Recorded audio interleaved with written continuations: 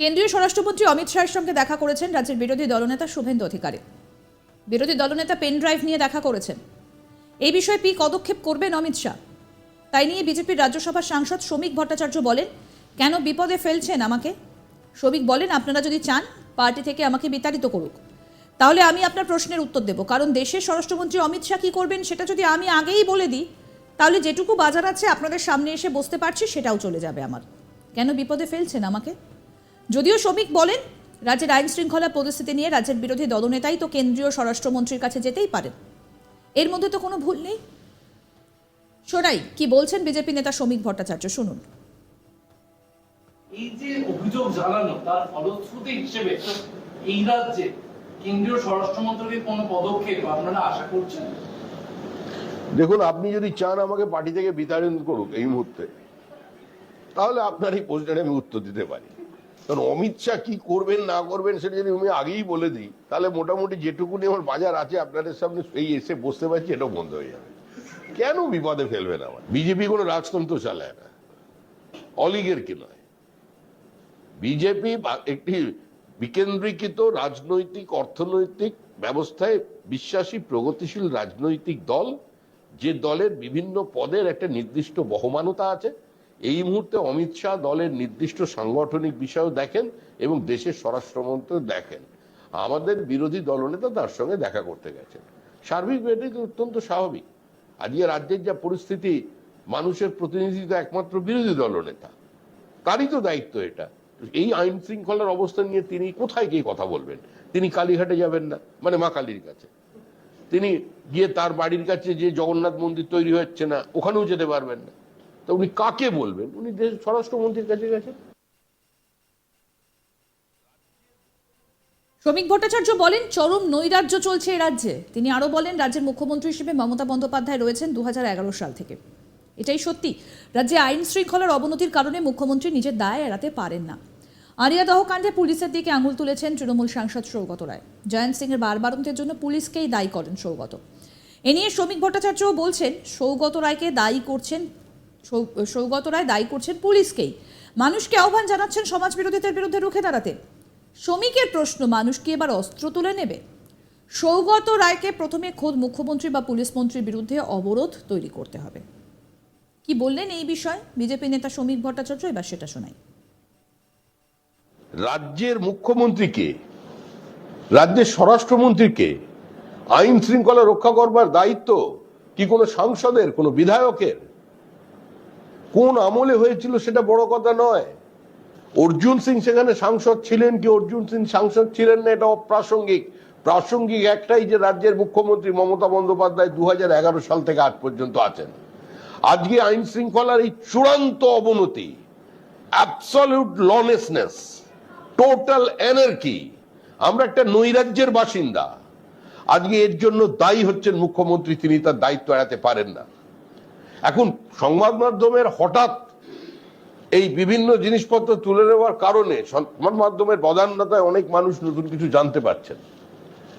কিন্তু বিষয়টা হচ্ছে যে আজকে সেখানেও তৃণমূল কংগ্রেসের একজন বিধায়ক একজন সাংসদের বিরুদ্ধে, একজন সাংসদ পুলিশের বিরুদ্ধে বিবৃতি দিচ্ছেন। আরে পুলিশ তো কোনো সেপারেট এন্টিটি নয়, স্বশাসিত সংস্থা নয়। পুলিশ মন্ত্রী তো মুখ্যমন্ত্রী। দায়ী করছেন সৌগত রায়, আক্রমণ করছেন পুলিশকে, যে পুলিশের জন্য বারবারন্ত। মানুষের আহ্বান, এই সমাজ বিরোধীদের বিরুদ্ধে রুখে দাঁড়াও। মানে মানুষ কি এবার গুলি বন্দুকের বিরুদ্ধে রুখে দাঁড়ানোর জন্য হাতে বন্দুক তুলে নেবে, তরোয়াল তুলে নেবে? উনি তো যেটা বলতে চাইছেন, এটা তো গৃহযুদ্ধ পরিবেশ তৈরি করতে হবে।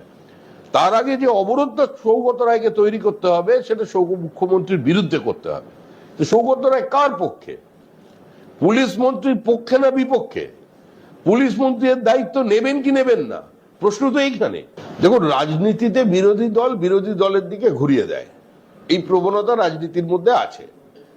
কিন্তু আমাদের মুখ্যমন্ত্রীর যেটা সবচেয়ে বড় এক্সপার্টাইজ বা সবচেয়ে তার যেটা প্রতিভা, সেটা হলো যে কোনো ঘটনা উনি দূর থেকেই তার গন্ধ পান এবং আগে থেকেই উনি মানে যে কোনো তদন্তের আগেই তদন্ত প্রক্রিয়া শেষ করে দিতে পারেন। এই মেধা নিয়ে তো আমরা জন্মগ্রহণ করিনি, ফলে আমরা এটা পারছি না। সবচেয়ে বিপজ্জনক বিষয় এই মুহূর্তে যেটা রাজ্যের, সেটা হচ্ছে যে একটি ধর্মীয় সমাবেশে দাঁড়িয়ে মুখ্যমন্ত্রী সরাসরি সেখানকার মানুষদের আহ্বান জানাচ্ছেন নরেন্দ্র মোদীর বিরুদ্ধে ভোট দেওয়ার জন্য, কেন্দ্রীয় সরকারের বিরুদ্ধে ভোট কথা বলছেন এবং যুক্তরাষ্ট্রীয় ব্যবস্থা, যুক্তরাষ্ট্রীয় পরিকাঠামো তাকে অস্বীকার করছেন। সরাসরি বিজেপির বিরুদ্ধে ঘৃণা যাতে তৈরি হয় তার ব্যবস্থা করছেন মুখ্যমন্ত্রী নিজে। মুখ্যমন্ত্রী বলুন তো, যিনি বললেন মুখ্যমন্ত্রীর এমএলএ যে আমরা এখানে 70% হিন্দু, 30% যেদিন চাইবো কেটে জলে ভাসিয়ে দেবো, গ্রেপ্তার করেছেন তাকে, একটা শব্দ এর বিরুদ্ধে উচ্চারণ করেছেন, ব্যবস্থা নিয়েছেন, তাকে দল থেকে সাসপেন্ড করেছেন। কলকাতার যিনি মহানাগরিক, আজকে তিনি প্রকাশ্যে জায়গায় বললেন, সেটা সমস্ত জায়গায় ভাইরাল হলো, যে আমরা যারা মুসলমান হয়ে জন্মাতে পারিনি আমরা দুর্ভাগা, আমরা অশিক্ষিত, আমরা মূর্খ, আমাদের মধ্যে জ্ঞানের আলো আসেনি, আমাদের চেতনার অভাব আছে। তাই আমাদের চেতনার জন্য যদি একজনকেও আপনারা করে যেতে পারেন, চেতনা দিয়ে যেতে পারেন, মানে ধর্মান্তরিত করে যেতে পারেন, তাহলে জান্নাত না, আল্লাহ কি বললেন, তারা তিনি খুশি হবেন। এটা কোনো সভ্য দেশে কোনো এই জিনিস চলে নাকি? এটা তো মধ্যযুগের পুরো ব্যবস্থা চলছে। তার মানে আগামী দিনে পশ্চিমবঙ্গে কি হবে? সে সুরাবর্তীর জমানা ফিরে আসবে, জোর করে বলপূর্বক বিয়ে করাবে, ধর্মান্তরিত করানো হবে না? ঔরঙ্গজেব যেভাবে হাতির পায়ের তলায় মাথা চিপে মেরে দিত, সেই জায়গায় ফিরছে পশ্চিমবঙ্গ।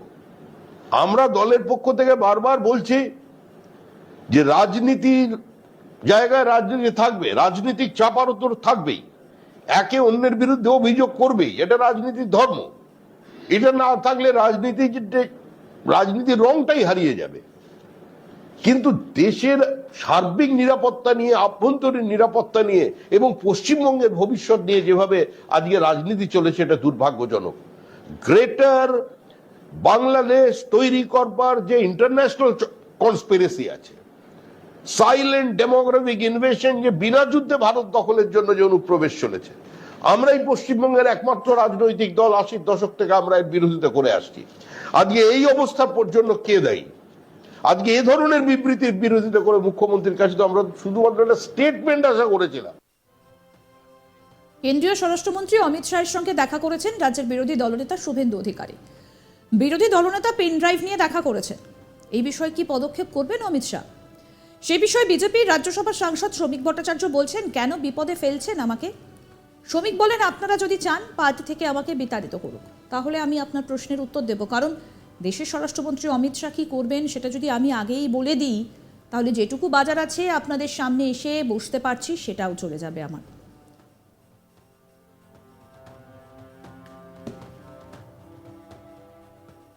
আরও আপডেট পেতে দেখতে থাকুন আজ তাক বাংলার ইউটিউব চ্যানেল, সাবস্ক্রাইব করুন।